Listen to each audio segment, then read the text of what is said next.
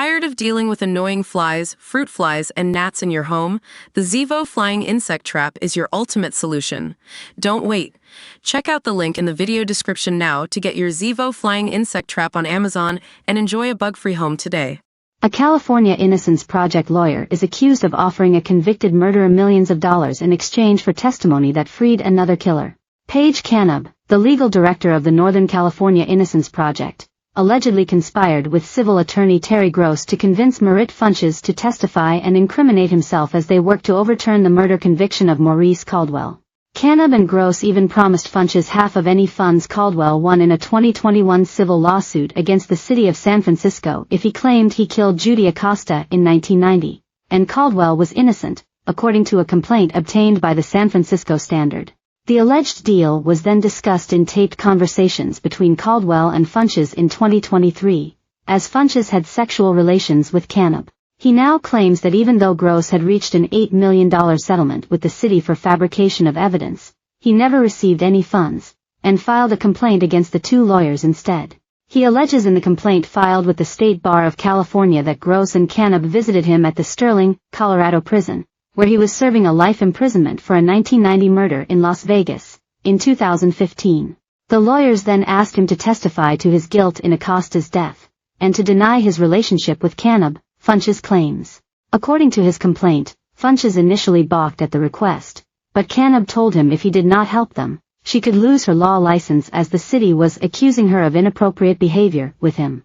Funches said he then agreed to cooperate, only if he received half of the money Caldwell won and receives his own legal help. The lawyers apparently agreed, according to the complaint. Text messages obtained by the Standard show Caldwell also agreed to the terms. He at first told Funches that he never offered him anything in exchange for his testimony. "My lawyers never said nothing about a deal," Caldwell wrote in one text. But when Funches hit back, writing, "We made AF ******ing deal," Caldwell replied that his attorneys made the promise without his knowledge and he was informed after the fact. "Terry and them did some snake s*** and involved Paige in that s*****, he wrote. By February 2024, Caldwell also seemed to have agreed to pay for Funches' attorney. "I will provide the full dollar funds for full legal representation," he told Funches, adding that he would leave it up to Canub to handle the details. In another text, Caldwell said he spoke with Gross, and he was willing to legally support in assisting us. He said he also spoke to the civil attorney as well about me handling the full legal financial representation of your case. Caldwell never wound up providing Funches with money or legal aid, however, and maintains his innocence in the Acosta murder. The two attorneys have also denied any wrongdoing, with Gross telling the Standard in June that Funches' claims are patently unbelievable, are plainly false and which I categorically deny. He argued that no one would have any reason to pay for Funches' cooperation because he repeatedly declared his guilt in the Acosta murder, and Caldwell's innocence. Canub has also proclaimed her innocence, instead accusing Funches of trying to extort $2 million from her by threatening to go to the press about their relationship. "I recorded every phone call, kept every text, and copies of every video. You can try to clean it up, but you'll never practice law again.